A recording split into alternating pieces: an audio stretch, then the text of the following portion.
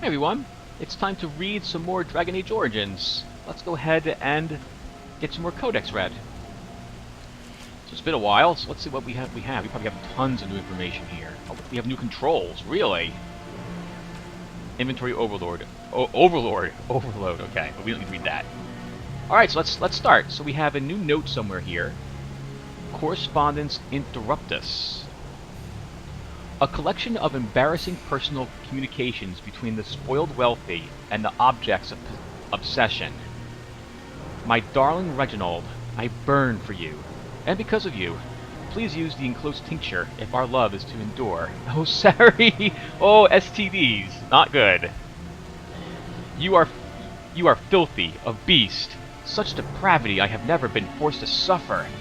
How words are so laden when they leave your lips is beyond decent imagining. Madam, I love you. Sir Algold. That's kind of interesting. Right, we have some new character information. Let's see. More information about Alistar, so we'll read the whole thing again. Alistar was a novice Templar when Duncan recruited him into the Grey Wardens, or rescued him, as Alistar would say. His mother was a serving girl who died when Alistar was very young. He was raised by Aemon Gyrden, Arl of Redcliffe, for a time. The Arl's wife, Isolde, suspected the reason her husband took an interest in the welfare of a servant's child was that Alistar was Aemon's son. She insisted that the boy be sent away to the Chantry. Isolde's suspicions were unfounded, however. Alistar was not Aemon's son, but King Maric's. Aemon sheltered the boy to hide his existence from Queen Rowan, Aemon's sister.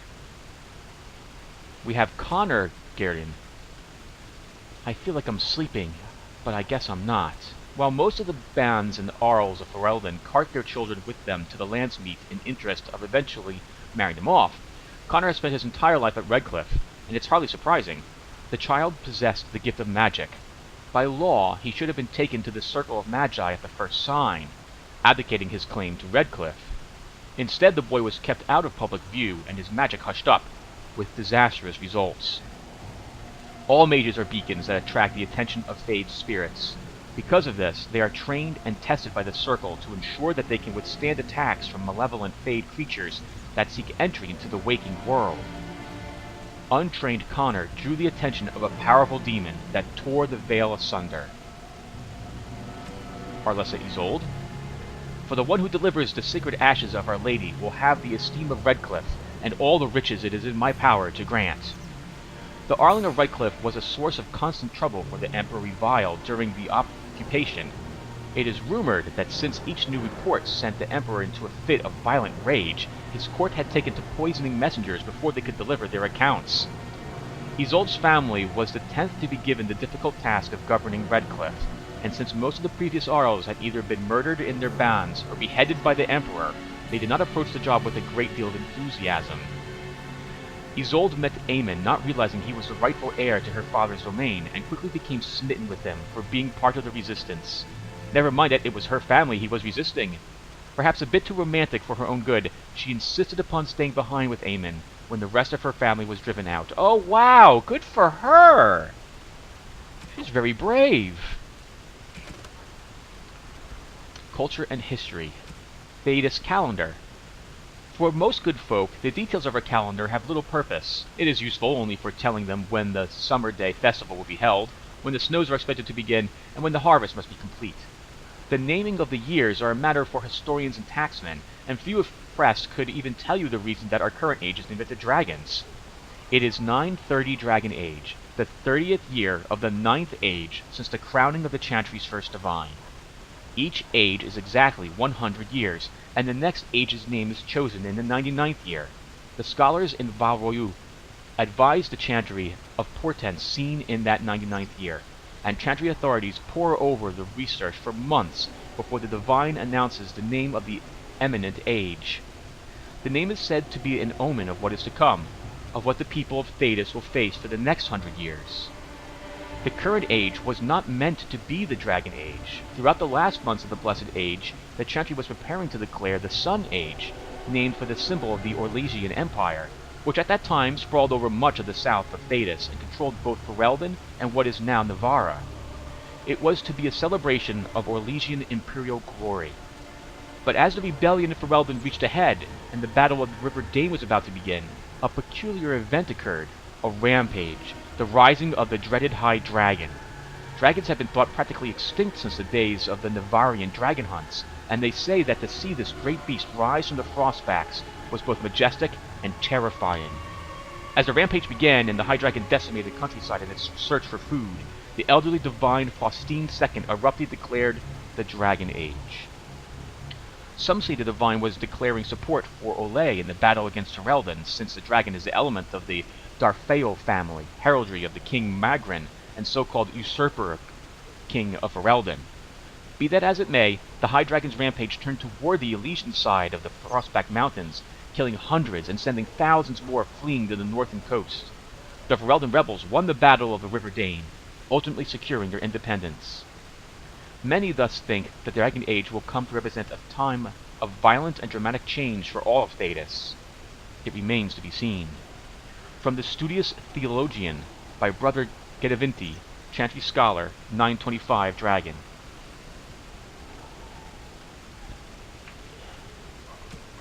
Geography of Ferelden. The Kingdom of Ferelden is the southernmost civilized nation in Thedas, although some scholars dispute that claim to civilization. It is perhaps the most physically isolated of all the kingdoms of Thedas.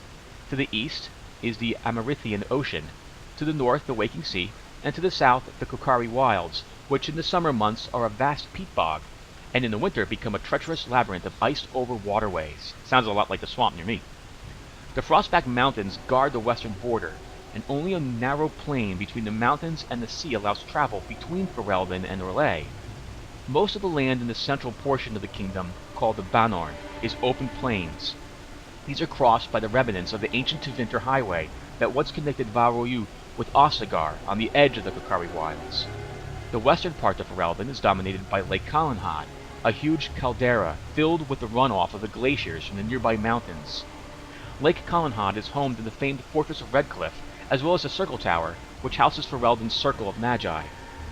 To the east is the vast Brasilian Forest, which the superstitious locals profess to be haunted, and from which rises the Dragon's Peak, a solitary mountain that guards the capital city of Denerim. From In Pursuit of Knowledge, The Travels of a Chantry Scholar, by Brother Gedavinti. That'll be some information about Lake Kalanhad. We'll be going there very soon. The waters of Lake Kalanhad are steeped in legends. The Avar people say that it was once the site of Belanas, the mountain which stood at the center of the world, from which Korth, the Mountain Father, surveyed the earth and sky. But it was destroyed in the battle between Korth and the serpent Nadramar, leaving only a vast crater behind. When the Lady of the Sky saw that Belanas was gone, she wept, and her tears filled the crater, making the lake. The Tevinters believed that the waters of Lake Kalanhad were blessed by Razikal, god of mysteries, and that those who drank from them were granted special insights. This is why they built a great tower on the island in the middle of the lake, hoping the powers of the lake would aid their magical research. But most of us know that the legend of King Kalanhad, which gives the place... let me rephrase this sentence, sorry everyone. But most of us know the legend of King Kalanhad, which gives the place its name. It is said that Kalanhad Therian spent a year and a day in the Tower of the Magi. Each day he drew a single cup of full water from the lake and carried it to the Formari at the top of the tower. By magic, each cup of water was forged into a single ring of the mail armor of the circle gave to Kalanhad. In that armor, made from the lifeblood of the land itself, no blade could strike him, no arrow could pierce him, so long as he stood on Ferelden's soil. From Thedas, Myths and Legends, by Sister Petrine, Chantry Scholar. You have another one, the Orlais Empire, or the Orlesian. There are many lords and ladies in Varoyu, and I mean this literally. Once the system of noble titles in Orlais was Labyrinthine. There were barons and barons, there were baronets and sir barons, and a horde of others, each with their own origins and its own nuances of comparison. The Orlesian aristocracy is ancient and much given to competition. All the nobility play the grand game, as it is known, whether they wish to or not. It is a game of reputation and patronage, where moves are made with rumors and scandal as the chief weapon. No gentle game this. More blood has been drawn as a result of the grand game than any war the Orlesians have fought. Of this I am assured by almost every gentleman here. As far as titles went, Everything changed with the coming of Emperor Drakan, who established the Orlesian Empire as it exists now, and who created the Chantry. There is no more venerated figure in Orlais than in Valroyu. The statue of Drakan stands as tall as the statue of Andraste. Drakan determined that the grand game was tearing Orlais apart, so he abolished all titles besides his own, and Lord and Lady. I am told with some twittering amusement that this action did not end the grand game as Drakan had intended. Now the lords and ladies collected unofficial titles rather than official ones, such as the Exalted Patron of Tas Clay, or Uncle to the Champion of Tremese. It is a headache to remember such titles, and one winces to think of the poor doorman at the balls who must rattle them off as each guest enters the room. The aristocracy is different from Ferelden in other ways as well. The Orlesians' right to rule stems directly from the Maker. There exists neither the concept of rule by merit, nor the slightest notion of rebellion. If one is not noble, one aspires to be, or at least aspires to be in the good graces of a noble, and is ever watching for a way to enter the patronage of those better placed in the grand game. And then there are the masks, and the cosmetics. I have not seen so much paint since the kennels at Highever, but that is another story. From Beyond the Frostbacks by Ban Turek of Westhill, 920 Dragon. Oh, we have one more culture and history, Redcliffe. King Calenhad Therian once famously declared, "The fate of Redcliffe is the fate of all Ferelden." Certainly the castle is the first and last defense for the sole land route into Ferelden, and the country has never fallen to any force that did not first capture Redcliffe. The castle, which despite being 3 times captured, is popularly described as unassailable, also guards one of the largest and most prosperous towns in Ferelden. Redcliffe village is well suited through the mountain paths to Orzammar and the Orlesian border, and so serves as a center of foreign trade. For these reasons, Redcliffe is accounted an Arling despite the smallness of the domain. The inhabitants of Redcliffe village are primarily fishermen and merchants who ship dwarven goods through the pass from Orlais to Denerim. When the entire village smells of smoked fish on certain late autumn mornings, the merchants in their finery do their utmost to pretend otherwise. I love the smell of smoked fish. From In Pursuit of Knowledge, The Travels of a Chantry Scholar, by Brother Ginnivinti. I love the smell of smoked fish. Alright, we have some creatures. We have a corpse. To anyone who doubts the wickedness of blood magic, I say, with your own hands, strike down the corpses of your own brothers who have fallen in battle to a Malthakar. Then we may discuss morality. Oh, I never could. Wow, that's a pretty powerful statement. Knight Commander Benedictus, in a letter to the Divine, 546 Exalted. Can you imagine fighting your dead parents or something like that, who might still look like people you know? Oh my god. The Walking Dead are not, as the superstitious are wont to believe, the living come back for revenge. They are, rather, corpses possessed by demons. The shambling corpse, controlled by a demon of sloth, causes its enemies to become weak and fatigued. Corpses possessed by rage demons go berserk and simply wade into their opponents mindlessly. Devouring corpses are held by hunger demons and feed upon the living. The more powerful demons rarely deign to possess a dead host. A Revenant. An entire unit of men, all slain by one creature. I didn't believe it at first, your perfection, but it appears that this is so. We have a survivor, and while at first I thought his rantings pure exaggeration, it appears to be no simple skeleton. The descriptions of the creature's abilities were eerily similar to those of our brothers at Myronus Pell, encountered almost a century ago.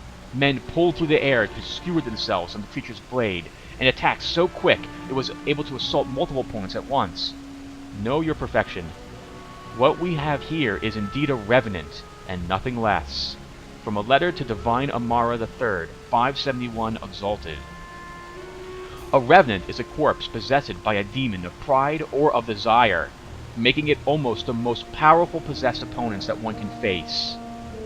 Many possess spells, but most are armed and armored and prefer the use of their martial talents. They are weak against physical attacks, but regenerate quickly, and commonly use telekinesis to pull opponents into melee range should they try to flee. Revenants have the ability to strike multiple opponents surrounding them. Stay at range if possible and strike quickly. That is the only way to take such a creature down. Oh, wow, that's actually really useful information. They're not heavily armored, I guess, but oh, they are. Wait, what? Hold on. I'm confused now. Where was that? Where were you, Revenant?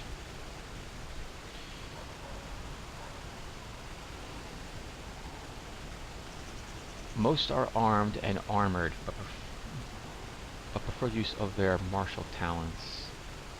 Okay. Alright, sorry about that. Got distracted. Magic and religion. We have 4 entries here. Apostates. It is not uncommon for the neophyte to mistake apostates and Malficarium as one and the same. Indeed, the Chantry has gone to great lengths over the centuries to establish that this is so. The truth, however, is that while an apostate is often a Malficar, he need not be so. A Malficar is a mage who employs forbidden knowledge such as blood magic and the summoning of demons, whereas an apostate is merely any mage who does not fall under the auspices of the Circle of Magi and therefore the Chantry. They are hunted by the Templars, and quite often they will turn to forbidden knowledge in order to survive, but it would be a lie to say that all apostates begin this way. Historically, apostates became such in one of 2 ways. They are either mages who have escaped the circle, or mages who were never part of it to begin with. The latter category includes what we tend to refer to as hedge mages, those with magical ability out in the hinterlands, who follow a different magical tradition than our own. Some of these hedge mages are not even aware of their nature. Undeveloped, their abilities can express themselves in a variety of ways, which a hedge mage might attribute to faith, or will, or to another being entirely, depending upon his nature. Some of these traditions are passed down from generation to generation, as with the so-called witches of the Chazan Wilders, or the shamans of the Avar barbarians. No matter how a mage has become apostate, the Chantry treats them alike. Templars begin in a systematic hunt to bring the apostate to justice. In almost all cases, justice is execution. If there is some overriding reason the mage should live, the right of tranquility is employed instead. Whether we of the Circle of Magi believe in this system is fair is irrelevant. It is what it is.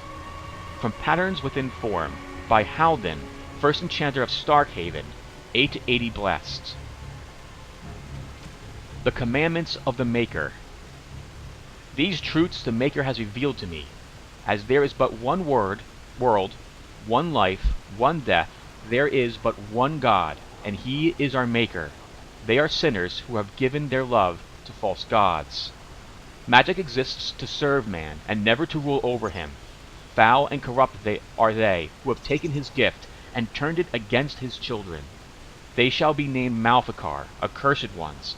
They shall find no rest in this world or beyond. All men are the work of our Maker's hands, from the lowest slaves to the highest kings. Those who bring harm without provocation to the least of his children are hated and accursed by the Maker. Those who bear false witness and work to deceive others know this: there is but one truth. All things are known to the Maker, and He shall judge their lies. All things in this world are finite. What one man gains, another has lost. Those who steal from their brothers and sisters do harm to their livelihood, and in turn their peace of mind. Our Maker sees this with a heavy heart. Transfigurations 1:1-5. Demonic Possession. Why do demons seek to possess the living? History claims they are malevolent spirits, the first children of the Maker, angry at their Creator for turning from them and jealous of these creations He considered superior. They stare across the veil at the living and do not understand what they see, yet they know they crave it. They desire life. They pull the living across the veil when they sleep and prey on their psyche within nightmares. Whenever they can, they cross the veil into our world to possess it outright. We know that any demon will seek to possess a mage, and upon doing so will create an abomination. Most of the world does not know, however, that the strength of the abomination depends entirely on the power of the demon that possesses the mage. This is true, in fact, of all possessed creatures. One demon is not the same as any other. Demons can, for instance, be classified. Enchanter Bram's characterization of demons into that portion of the psyche they are primarily prey upon has held since the Tower Age. According to Bram, the weakest and most common of the demons are those of rage. They are the least intelligent and most prone to violent outbursts against anything living. They expand their energies quickly, the most powerful of them exhibiting great strength and occasionally the ability to generate fire. Next are the demons of hunger. In a living host they become cannibals and vampires, and within the dead they feed upon the living. Theirs are the powers of draining both life force and mana. Next are the demons of sloth, the first on Bram's scale that are capable of true intelligence. In its true form, this demon is known as a shade. a thing which is nearly indistinct and invisible for such as Sloth's nature. It hides and stalks, unaware, and when confronted, it sows fatigue and apathy. Demons of desire are amongst the most powerful, and are the ones most likely to seek out the living and actively trick them into a deal. These demons will exploit anything that can be coveted: wealth, power, lust, and they will always end up getting far more than they give. A desire demon's province is that of illusions and mind control. Strongest of all demons are those of pride. These are the most feared creatures to loose upon the world. Masters of magic and in possession of vast intellect, they are the true schemers. It is they who seek most strongly to possess mages, and will bring other demons across the Veil in numbers to achieve their own ends. Although, what that might be has never been discovered. A greater pride demon, brought across the Veil, would threaten the entire world. From the Maker's First Children, by Bader, Senior Enchanter of Ostwick, 812 Blessed. And we have 3 songs, but I'm cooking breakfast, which is almost done, so we will get to our songs later. The game will continue to mark them as unread. So everyone, I will see you in we will read more lore together in a few more seconds. I will see you then. Hello everyone, welcome back to Let's Read Dragon Age Origins lore. We just completed the Circle Tower, and we have a ton of lore to actually read. So I hope you guys like listening to the sound of my voice, because this is... I don't even know how many there is total, but it looks like we're going to have at least, probably, I would imagine, 20 to 30 items here to read. So, let's get started. So first thing off, we don't need any of the quest-related things clicked. I'm sorry, the controls. So here we go. So, let's start with items. The Litany of Adrala. No, we already read that one, I thought. Well, let's read it anyway. Adrala of Varantium dedicated her life to the study of blood magic, the academic study rather than the practice. A deeply pious mage, she was renowned in her day for having found a counter to every form of mind control, a defense against dreamwalkers, and even counterspells to demonic summons. Her efforts went unappreciated in her native Tevinter, however. After 3 different magisters attempted to have her killed, she fled the country, choosing to take refuge in the land of Blessed Andraste's birth. She spent the remainder of her days with the Circle in Ferelden. The Litany of Andrala disrupts the casting of mind control spells. Use of the Litany whenever a creature tries to dominate another with magic, and it will interrupt the casting. Once the spell is in effect and the character is under a blood mage's power, it is too late. Oh wow, that went against something else I had read earlier on blood magic, okay. And we have Usurius, the Dragon Slayer. In the company of monsters he went, down the empty wolf roads after the dragon, to the lands where the ice is like steel. And the air grows thin as a beggar, and every rocky path is strewn with the bones of the lonely dead. There Dane dwelled, and 50 swords were worn to rusted ruin, before at last they found the cave of Fenshal, ancient keeper of the mountains, bane of wolves. Dane sought a way in which the dragon might be felled. Fiend of fire and talon, its scales brighter than any warrior's mail, teeth greater than men. And all around the slumbering worm were bones, wolves, men, beasts beyond countings. The fume of death frightened even the wolf pack, and Dane, desperate, crept into the cavern to seek the monster's death alone. There, shining among the dead like a star, his hand found a sword, Yasaris, forged by the dwarf smiths for an Alamari lore long ago, waiting age after age to be taken to battle once more. And this Dane freed from the earth and struck at the eye of the dragon, still sleeping, with a swift, terrible blow. And Fenshal woke, wroth, only to die. From Dane and the Werewolf. The legend of the blade Usurius predates Andraste. The sword that Dane found in the dragon's treasure hoard, which he used to slay both Fenshal and the werewolf, was passed on to his son Hafter. Dane may have been fiction, but Hafter was fact.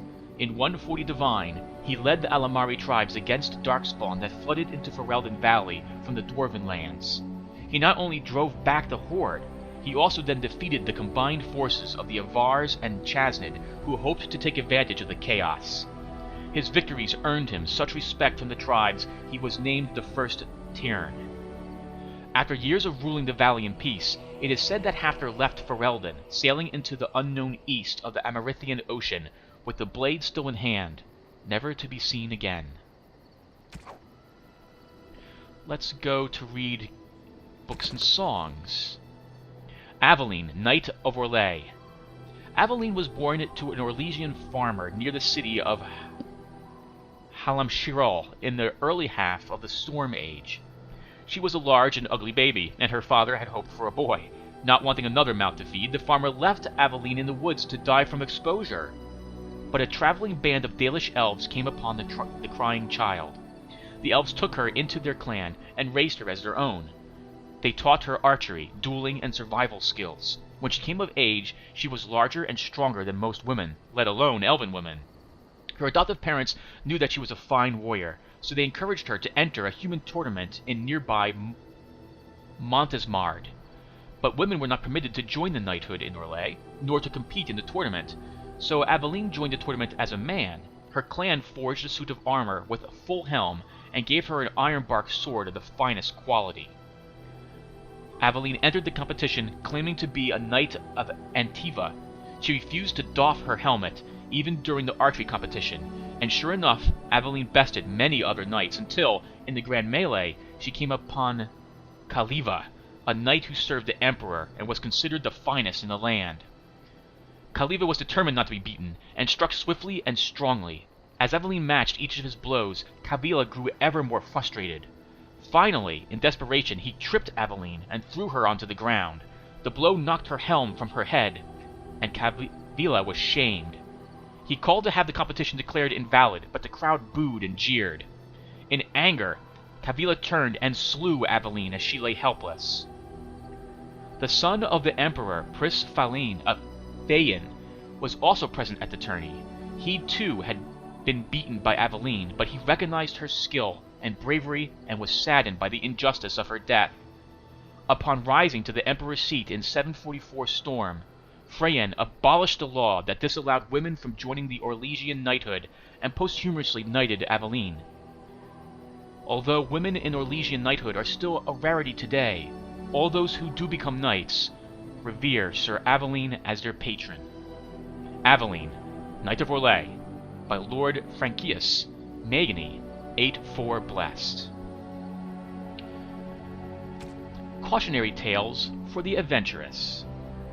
It was then that he realized he wasn't alone. The abandoned camp in front of him was unbelievably welcoming, like a mirage. The fire felt like a warm hand grabbing his heart. It reminded him of a previous life so long ago when he was happy, running on the sunflower fields with his boy, the sun on his face, lying next to the fireplace with his beautiful wife in his arms. He felt a sharp pain in his heart. His thoughts shifted to that fateful day when everything changed. Blood was everywhere. He held the body of his dead wife in his arms. Around him, the ashes of his burned house fell like snow. The stench was terrible. It smelled like darkspawn. He grabbed his axe, touched the icy cold hands of his boy, and left. He would kill them. He would kill them all. The pain in his heart was unbearable. He opened his eyes and saw the second most terrifying thing he would see in his life, a shadowy wraith leaning over him, leeching his life away. Around him, the camp was gone, replaced by something familiar, almost peaceful. Bones, death, and despair. He wondered if all his life had been an illusion, if he'd ever had a family. For a brief moment, he felt relief. You can't lose something you never had, but being this close to death brought clarity. He knew it was real. Everything else was the illusion. You could see a smile on his torn face. He had been waiting for this moment for a long, long time. He lifted his weak arms, grasped the demon's face, and kissed it. It felt like kissing a cloud made of sand and dust. Suddenly, all sorrow left him, and with it, the last bit of life he had. Before his limp body hit the ground, it was all over. He was finally free. From Cautionary Tales of the Adventurous, by Brother Ramus of Gillaherm, 794 Storm. Let us read the Legend of Kalahad, Chapter 1. Prior to the crowning of King Kalahad, Ferelden was little more than a collection of independent Arlings and Tierns? tyranners that warred on each other constantly over petty matters. Calanhad was born 510 Exalted as the third son of a high-ever merchant on hard times. He was eventually sent to a distant cousin, a poor young knight named Sir Fornanan, who made Calanhad his squire and dog handler. As the tale goes, Sir Fornanan and his squire became caught up in one of the wars of unity at the time. Arl Mirrodin was a strong but generally disliked man who was making a bid for kingship. Fornanarn's own lord, a young fool of an Arl named Tenedor, no older than Calanhad, was besieged by Mirrodin's forces at his castle, today known as West Hill. When Mirrodin called Tenedor out to parley, the young Arl asked for a volunteer from among the squires, someone who could masquerade as Tenedor in the parley party. Calanhad kneeled before Tenedor and asked for the honor. Much to Tenedor's and Sir Fornanarn's dismay, Calanhad immediately identified himself to Arl Mirrodin. When asked by the Arl why he was here, Calanhad explained that he had been asked to take the place of his lord. The Arl said he had planned to kill Tenedor. Was Calanhad willing to die for his lord's place as well? Calanhad impressed Mirrodin and his allies by saying he was. Mirrodin offered Calanhad a place as his own squire, but Calanhad refused, stating that if Mirrodin had planned on betraying the right of parley, he was no man of honor. Mirrodin's allies laughed at that, and Mirrodin himself conceded that Calanhad had a point. He allowed Calanhad to return to the castle safely and launched his final assault. During the assault, both Tenedor and Fornanarn were killed, but Calanhad found himself in one-on-one combat with Arl Mirrodin. In front of all Mirrodin's allies, Calanhad defeated the Arl and commanded he call off his armies. The Arl asked Calanhad who he professed to serve now, if both his knight and his lord were dead, to which Calanhad replied that he would do as his honor bade him to, for he had nothing else. "You are not a man known for your honor," Calanhad said, "but I believe you wish to be. You allowed me to live once, and so now I do the same for you. Perhaps if more of our people lived by honor, we would learn to trust each other long enough to live together." And with that, Calanhad withdrew his sword. "I am humbled by your words," Arl Mirrodin told Calanhad, dropping to one knee. To his allies he shouted that he now knew he would never be king, but he knew who should be. With that, Mirrodin pledged allegiance to Calanhad, whom he named Tyrn, and ruler of Tenedor's lands. From the Legend of Calanhad, by Brother Heron, Chantry Scribe, 810 Blessed. We'll leave some others of those for a little later. Let's go to the creatures and read about... I guess we'll read about the Abomination. We arrived at the dead of night. We had been tracking the Malthakar for days and finally had him cornered, or so we thought. As we approached, a home on the edge of the town exploded, sending splinters of wood and fist-sized chunks of rocks into our ranks. We had but moments to regroup before fire rained from the sky, the sounds of destruction wrapped in a hideous laughter from the center of the village. There, perched atop the spire at the village chantry, stood the mage. He was human no longer. We shouted prayers to the Maker and deflected what magic we could, but as we fought, the creature fought harder. I saw my comrades fall, burned by the flaming sky or crushed by debris. The monstrous creature, looking as if a demon were wearing a man like a twisted suit of skin, spotted me and grinned. We had forced it to this, I realized. The mage had made this pact, given himself over to the demon to survive our assault. Transcribed from a tale by a former Templar in Cumberland, 884 Blessed. It is known that the mages are able to walk the Fade while completely aware of their surroundings, unlike most others who may only enter the realm as dreamers and leave it scarcely aware of their experience. Demons are drawn to mages, though whether it's because of this awareness or simply by virtue of their own magical power in our world is unknown. Regardless of the reason, a demon always attempts, to possess a mage when it encounters one, by force or by making some kind of deal, depending upon the strength of the mage. Should the demon get the upper hand, the result is an unholy union known as an abomination. Abominations have been responsible for some of the worst cataclysms in history, and the notion that some mage in a remote tower could turn into such a creature unbeknownst to any was the driving force behind the creation of the Circle of Magi. Thankfully, abominations are rare. The Circle has methods for weeding out those who are too at risk for demonic possession, and scant few mages would give up their free will to submit to such a bond with a demon. But once an abomination is created, it will do its best to create more.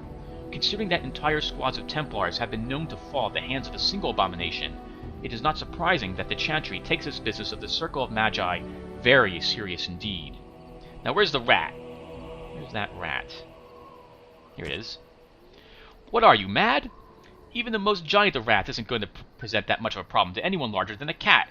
Even the stories in the art guides tell of blight-touched rats that still only attribute them with the ability to spread the plague. The rats themselves got no larger than perhaps 3 feet in length, covered in sharp bony spikes and boils. Disturbing, certainly, but dangerous? This is no fantasy conjured by madman, young man. You have much more important creatures to concern yourself with. Transcript of a lecture given by Nalia, Senior Enchanter of Hosberg, 844 Blessed. Note, she was later eaten by a blight rat in 846 Blessed. Skeletons. The demons of the Fade are jealous of the living beings they sense from across the veil. They constantly push against the boundaries of the Fade, and when they finally cross over, they attempt to possess the first living creature they see. They are unable, however, to distinguish that which was once living from that which still is. In fact, a corpse provides an even more tempting target to a weaker demon, as it has no will with which to resist the possession. The demon cannot rationalize why this is so. It only sees a target and grasps at the opportunity. A skeleton is exactly that, a corpse animated by a possessing demon. Upon finding itself trapped within a body that cannot sustain it, the demon is driven insane. It seeks to destroy any life that it encounters, attacking without thought to its own welfare. The exact names given to skeletons of this type vary according to the nature of the demon that possesses it. A fanged skeleton is a creature possessed by a hunger demon. These skeletons devour whatever life they encounter and often possess the ability to drain life energy and mana from their victims. A shambling skeleton is a slower-moving skeleton possessed by a sloth demon, able to bring entrophic powers against its opponents, slowing them and even putting them to sleep. More powerful demons have been known to command skeletons, but at that level they are known by other names, revenants and arcane horrors, to name the two. We'll go back to creatures. Let's go to notes. Let's see. Let's read Irving's mistake. I followed another apprentice through supposed secret maneuvers today, and exposed her tendency towards blood magic. The environment of the tower is such that certain modes of thought are encouraged, for both good and ill. The students think we toy with them. The truth is far more intricate and directed. Deviant traits must be exposed early, or the whole of the circle suffers. Uldred has been very helpful in identifying the markers to look for. His skills at misdirection are admirable. I dare say that the apprentices would be shocked at his ability to manipulate them. I must organize a retreat such that the other enchanters can benefit from his skills. Excerpt from the Journal of First Enchanter Irving. Circles within circles. Arguments between the various fraternities have become more frequent and heated. I have alerted the College of Magi in Cumberland that this needs to be addressed in the coming debates, but I fear relations with the Chantry may distract them. I am confident that I can appease the Aquitarians and Loyalists, but the Libertarians are proving decisive. Sorry, is that right? Divisive? Divisive. Are the isolationists even interested in speaking? The threat of blight has actually served some good in unifying us under a common cause, but it does not bode well that the given table in this great hall is likely to be ideologically weighted against its neighbor. We can be such a moody bunch staring over our tea. Excerpt from First Enchanter Irving's Notes on Unity. How about the Black Vials? Binding the first corpse walker. Let the dead no longer serve your whim. Bound by your true name, no mortal hand shall reach you. Kale via Zagat, revenant, and perversion of an only son. Death beyond death is no longer your stepping stone through the veil. Andraste holds you, demon, and bind your rage for eternity. 6 thumbprints in blood mark the end of the text.